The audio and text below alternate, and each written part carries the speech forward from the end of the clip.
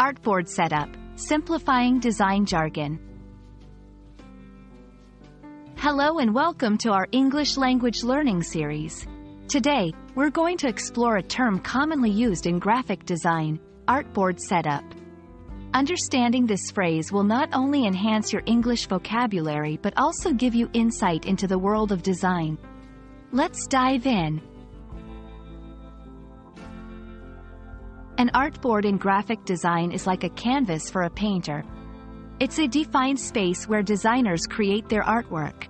When we talk about artboard setup, we're referring to preparing this space for designing. This involves selecting the right size, orientation, and background.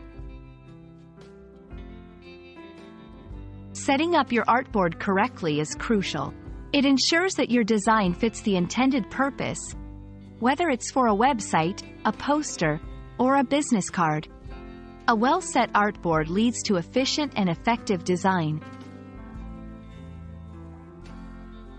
1. Choosing size and orientation.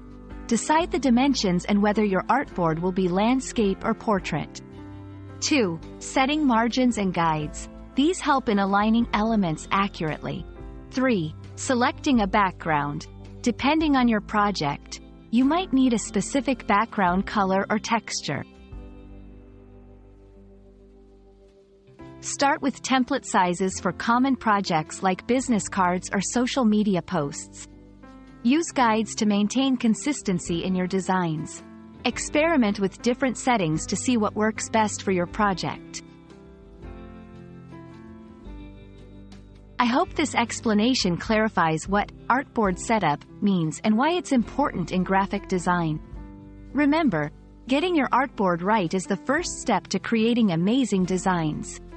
Thanks for watching, and see you in our next English language learning video.